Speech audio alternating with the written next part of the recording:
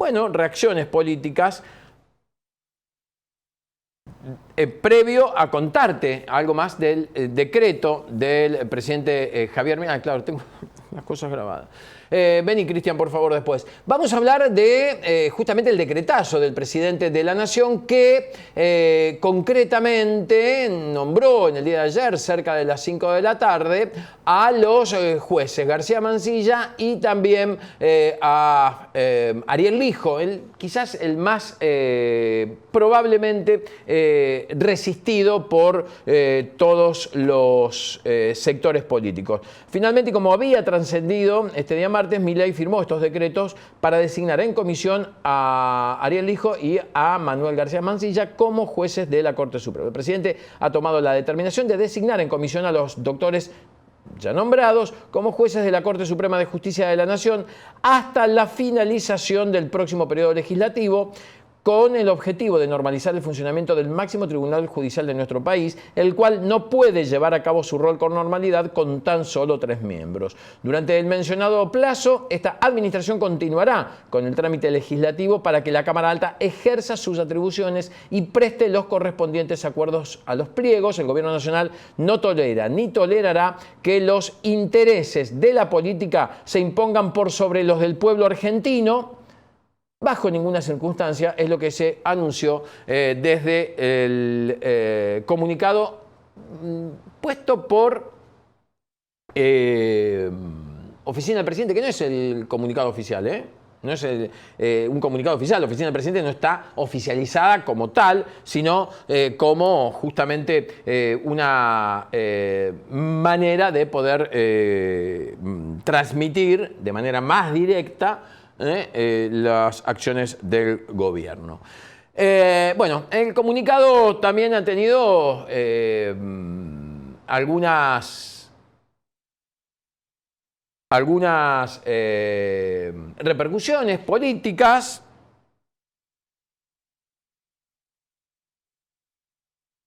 No sé si... no pasa nada todavía. Bien. Vamos a leer algunas repercusiones políticas tras el decretazo de Milei, el comunicado que diputados de Unión por la Patria han emitido. Rechazamos la designación de Lijo y García Mansilla. Sin acuerdo del Senado no habrá juez de la Corte. El interbloque de senadores y senadoras nacionales de Unión por la Patria rechaza de forma categórica la designación de los doctores Ariel Lijo y Manuel García Mansilla para integrar la Corte Suprema de Justicia de la Nación en la categoría en comisión y por decreto, por tratarse de una maniobra que viola de manera tajante lo dispuesto por la Constitución Nacional y la normativa vigente. De esta manera, una vez más, el presidente Javier Milei vuelve a violar la Constitución y las leyes y a arrogarse facultades que le están vedadas al Poder Ejecutivo. Esto dicen senadores y senadoras de Unión por la Patria de la Nación sobre este decretazo del presidente Milei. Tenemos otro comunicadito, si lo podemos, lo ponemos, en realidad otra repercusión. Carolina Lozada, senadora por Santa Fe. Un juez de la Corte Suprema de Justicia debería ser ejemplar. Lijo no lo es. Démosle a la Argentina la seguridad jurídica e institucionalidad que le sacó el kirchnerismo. El gobierno tiene que recapacitar. Todos necesitamos creer en la transparencia y cuidar a nuestro país, nuestra Constitución y justicia, dice Carolina Lozada. Y otro más, Margarita Stolbizer. Decretazo de impunidad. Poner jueces de la Corte por decreto siempre está mal, pero hacerlo con Lijo demuestra que la degradación de esta gente es total. Hasta su amigo Putin le debe parecer demasiado. Hay otro más y ya lo saludo al doctor con el que nos vamos a hablar. Todo el poder a la casta con Lijo en el máximo tribunal de la Nación. Pierde la Argentina de los que producen, invierten y trabajan para el progreso social y el desarrollo económico. Sin un saneamiento institucional que erradique los vicios de la casta, no habrá certidumbre económica. Es lo que dice allí también Facundo Manes. Ya sabes, Facundo Manes es también diputado. Quiero saludar, si les parece y me permiten ustedes, al doctor Dante Mirra. Doctor Mirra es abogado constitucionalista y experto en la Constitución, y lo que vamos a hacer en País en Vivo y en este canal que es tan federal es darle la posibilidad por supuesto, los abogados de todo el país. Él es de la provincia de Tucumán y quiero conocer su opinión, muy reconocido, por supuesto, y quiero conocer su opinión respecto de este decretazo del presidente Javier Milei. Doctor Mirra, ¿cómo le va? Pablo Siliutis, hoy un gusto, ¿eh? ¿Qué tal? Buenos días, Pablo. ¿Cómo está? Un saludo a toda la audiencia. Ingresamos primero, me parece importante, determinar cómo es el sistema de nombramiento de los ministros de la Corte en Argentina. Este sistema es un sistema que está en la Constitución desde sus primeras épocas, pero que tuvo una modificación, un agregado en 1994, en el que se establece que el presidente de la Nación elegirá a un candidato y remitirá el pliego al Senado de la Nación para que éste le preste acuerdo. ¿Qué es lo que se agregó en la reforma del 94, que le hizo un poquito más exigente el requisito? Que tiene que ser aprobado por las 2/3 partes de los miembros presentes del Senado, cuando antes era mayoría simple. Y además agregó la necesidad de que sea en audiencia pública, lo cual es muy importante. Luego de eso, cuando transcurrió lo de la reforma constitucional, se dictó un decreto en el 2003, que es el decreto 222 del año 2003, justamente por parte de Néstor Kirchner, que era presidente de la Nación, donde agregó ciertas pautas, como por ejemplo que puedan intervenir instituciones, fundaciones, universidades, personas particulares opinando sobre los candidatos, para lo cual se abrió un periodo para que se puedan hacer las manifestaciones en apoyo o en contra. Y además un dato interesante, estableció que se debía propender a que haya una representación regional en la Corte, que se tenga en cuenta, por supuesto, el género y que también se tenga en cuenta la especialidad de los distintos jueces. Bueno, esto transcurrió hasta el año 2015, en que en el gobierno del presidente, cuando recién asumió el presidente Macri, 4 días después, hizo algo similar a lo que está ocurriendo ahora. Es decir, se hizo uso del artículo 99, inciso 19 de la Constitución Nacional, que establece que cuando se deba nombrar a empleados de la Nación que necesiten el acuerdo del Senado, es decir, la aprobación del Senado, en esos casos se podrá de modo, no dice de modo excepcional, pero si está en receso el Senado, cuando se produce la vacante, se lo podrá nombrar en comisión hasta la culminación de la próxima periodo legislativo, el próximo periodo legislativo. O sea, esto es un año, ¿no, doctor? El nombramiento en comisión. Ajá. Lo que ocurre es que después, y eso es importante tener en cuenta, la historia, cuando uno analiza la historia argentina, ves que esto fue utilizado a fines del siglo XIX por presidentes argentinos, a principios del siglo XX por otros presidentes argentinos también, para nombrar jueces de distintas categorías, no solamente de la Corte Suprema. Pero hay un antecedente en el gobierno de Guido, por eso hago referencia a esto en cuanto al plazo. Sí. En ese caso, en el año 1962 también había ocurrido algo similar, y la Corte sostuvo en esta causa, era para el ministro de la Corte Guidó, sostuvo que no era solamente las sesiones ordinarias, sino si había prórroga de sesiones o extraordinarias, también se contaba. En consecuencia, puede ser más de el transcurso de las sesiones, ¿no? Pero es un nombramiento en comisión. Es un nombramiento en comisión. Bien. Pero reitero, hay un requisito que está en la Constitución, que es que la vacante haya ocurrido, dice la Constitución, durante el receso del Senado. Sí, y sobre todo con este poco tiempo que hay entre este nombramiento en comisión y la segunda, digamos, el segundo discurso de apertura de sesiones, ¿no? Creo que eso tuvo alguna influencia. Estoy hablando del desconocimiento desde lo que escuché por ahí. Digo, si el presidente pasado mañana tiene que hacer su presentación ante el Congreso sin los jueces nombrados, creo que, bueno, es una complicación mínima, pero podía afectar en algo a la institucionalidad, ¿o no, doctor? Aquí hay que tener en cuenta dos aspectos. Si ustedes se fijan en un comunicado de prensa que salió ayer, que reitero, no conozco si también será verdadero o no, porque a veces lo que se sube en las redes no es verdadero, pero se habla de que esto se lo hace porque se habían presentado los pliegos de ambos candidatos en las sesiones ordinarias, se había tratado de insistir en las extraordinarias, y el Senado no había tratado los pliegos.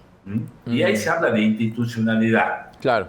Eso por un lado. Hay que tener en cuenta que el Senado debería, por una cuestión institucional, tratar los pliegos y en todo caso rechazarlos si no está de acuerdo. Lo que está haciendo es no tratarlos. O sea, laburar, así, diciéndolo en un lenguaje claro, más de calle. Eso por un lado de la institucionalidad. Claro. Ahora está el otro lado de la institucionalidad, que es este decreto.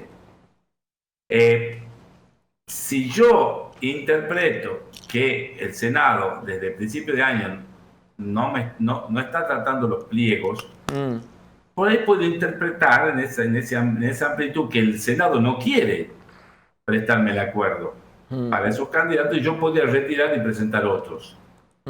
Eso es en ambos casos. Tendría que cambiar el concepto de institucionalidad. Institucionalidad es cuando leemos la Constitución y hacemos lo que dice la Constitución. Y la Constitución dice que el presidente debe enviarlo al pliego, lo que sí se hizo, y el Senado puede o no prestar acuerdo, lo que no se está haciendo en forma expresa. Quizás lo pueden interpretar que se lo hace en forma tácita al no tratarlo. A su vez, tampoco va en favor de la institucionalidad que se dicte un decreto cuando las vacantes no se produjeron mientras estaba en receso el Senado. Y si uno va a la interpretación, ¿por qué existe esta norma? Hay que tomar la fuente de la norma. La fuente de este artículo es la Constitución norteamericana, como tantos, las dos grandes fuentes de nuestra Constitución son la Constitución norteamericana y la base de Alberdi. Esto se tomó de la Constitución norteamericana. Si uno va y dice, bueno, ¿por qué los norteamericanos pusieron esto? Pues recordemos que esto no es exactamente para los miembros de la Corte o para jueces. También es para los casos de cardenales, de nombramiento de altas autoridades militares, para el caso de los embajadores, que hoy escuché en la radio que se nombró un embajador con este mismo sistema. Hoy, el embajador ante Estados Unidos. Entonces, vamos al origen de esto. Y esto lo comenta Alexander Hamilton, que fue uno de los padres fundadores de Estados Unidos y autor de gran parte de la Constitución norteamericana. Y él en el famoso Federalista, que era ese diario donde se trataba de apoyar, para que la gente, se trataba de apoyar la Constitución recién dictada, donde escribía Jay, donde escribía Madison. Él sostiene que la razón de ser del artículo era porque no se podía obligar que el Senado esté permanentemente en sesiones para cuando ocurre alguno de estos nombramientos. Entonces, fíjense cuál era el origen. No, que no esté en permanente sesión el Senado por una cuestión simplemente de nombramiento. Claro. No es la interpretación que se le ha dado en la Constitución argentina desde el siglo XIX.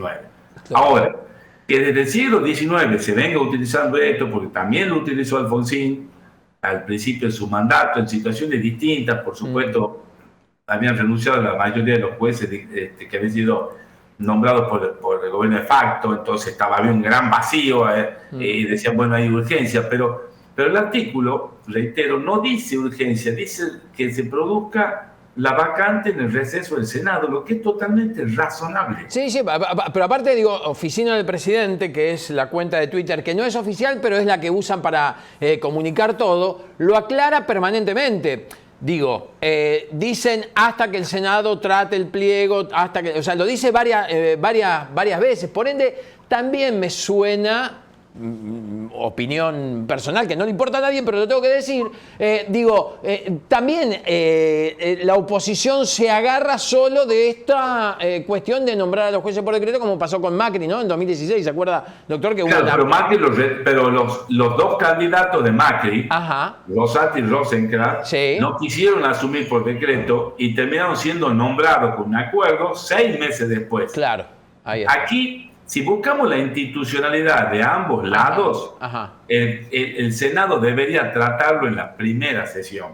Y de última, si no reúne los 2/3, tratarlo, no reúne los 2/3, se terminó, tiene que presentar otro pliego. Y si reúne los 2/3, son jueces como tiene que ser, jueces con la estabilidad que la Constitución necesita. Porque estos son jueces que están en comisión, no tienen la estabilidad porque están sujetos a que el Senado en cualquier momento rechace sus pliegos. Claro. No es bueno que la Corte de la Nación tenga inestabilidad, porque tenemos que volver a la institucionalidad que perdimos hace muchísimos años en Argentina. Claro. Es más, creo que ya en el siglo XIX la habíamos perdido, ¿no? Claro. Está muy bien. Doctor, la última pregunta, si puede, si quiere, si tiene ganas, me responda. Los cuestionamientos han caído más sobre Ariel Lijo que sobre García Mansilla, ¿no? La idoneidad para ejercer el cargo de juez de la Corte Suprema de Justicia. ¿Qué opinión tiene usted al respecto de la figura tan cuestionada de Ariel Lijo? El único concepto que tengo del doctor Lijo es lo que vi en prensa, es decir, no conozco su actuación, yo no hago derecho penal, yo hago derecho de empresas, constitucional por supuesto, no tengo conocimiento de causas en forma personal y demás como para poder hablar de él. A García Mansilla sí lo ubico un poco más porque es constitucionalista, pero conozco su obra académica nada más, realmente no son personas que yo las conocía. Bien. A ver, a Rosati, uno lo conocía más por su gran obra en Derecho Constitucional, Derecho Público Provincial y demás. Ya sabemos quién era, había sido ministro también. Es decir, eso depende muchas veces de la ubicación del que opina. Claro. Creo yo que sí debe tenerse en cuenta este periodo de impugnaciones, semi-impugnaciones que creó el decreto 222 de 2003 de Kirchner, porque eso hace que la ciudadanía, las instituciones puedan opinar. Pero bueno, no es el primer juez donde ha habido también algunas críticas en ese periodo previo y que después fue nombrado en la Corte igual, ¿no? Es decir, el sistema ha querido funcionar como parecido a Estados Unidos. Estados Unidos no tiene este periodo así abiertamente. Estados Unidos no tiene consejo de la magistratura para nombrar a los jueces inferiores, como incluimos nosotros en el 94, pero tiene un tremendo control de la opinión pública y de las asociaciones civiles, que sí tiene mucha influencia en la decisión final del pliego. No ocurre lo mismo en Argentina. Claro, sí. Y sobre todo la tardanza, ¿no? Digo, debería ser algo más, quizás, más expeditivo, no sé si se puede, lo hablo, insisto, desde el periodista que, como digo siempre, doctor, el periodista es un mar con 2 centímetros de profundidad de conocimiento, digamos. Hablamos de pesca y hablamos de la Corte Suprema como si fuera todo lo mismo. Por eso yo personalmente recurro a los que saben, ¿no? Digo, ¿no se puede hacer más dinámico, más rápido esto? Bien, pero el periodismo representa la opinión común también. Claro. Y la que vale es la opinión común, no la de los especialistas. Los especialistas podemos explicar un tema, pero en definitiva quien elige y quien decide las políticas públicas cuando va con su voto es toda la gente que no puede ser especialista en todo. La realidad es que sí debería ser mucho más breve. Aquí hay por ejemplo, voy a dar un ejemplo muy cortito. Sí. Hay más de 170 pliegos de jueces federales que no se están tratando. ¡Qué bárbaro! O sea, todos son vacantes que están, yo les voy a contar, en Tucumán. Tenemos 3 juzgados federales y tenemos un solo juez. ¡Qué bárbaro! Federal. O sea, se imagina lo que repercute eso en la población y en el pobre juez federal que tiene que hacerse cargo de 3 juzgados él solo. Claro. Entonces, esas cosas son cuestiones políticas. ¿Por qué no tratan los pliegos? Y porque, bueno, la política indica que hay que negociarlo. Y otra cosa muy común, cada vez que asume un presidente, los pliegos que han quedado en el Senado, sin tratar, los retira, porque los presentó el anterior y vuelve a presentar otros nuevos. Y lógicamente, entonces, a veces la justicia termina pagando cuestiones que son de políticas. Y ahí es donde volvemos a la institucionalidad. La política tiene que tener el límite de la institucionalidad. Sí. como son los países desarrollados, que vemos que se pueden pelear, pero no van a estar todo este tiempo. Y les doy el último dato. El defensor del pueblo de la nación, que está en la reforma de 1994, no es nombrado desde el año 2009. 2009, que no se ponen de acuerdo para nombrar uno definitivo, porque siempre está un subrogante, porque no hay acuerdo político. ¿Nos entendemos? Entonces esto es corto a la par de... Sí, seguramente. Doctor, me gustaría volver a charlar con usted en algún otro momento y que sea cercano. Bien, ha sido un gusto. Igualmente, allí el doctor Dante Mirra tratando de explicarnos un poco cómo es el funcionamiento en la Corte Suprema y lo que determinó el presidente Javier Milei.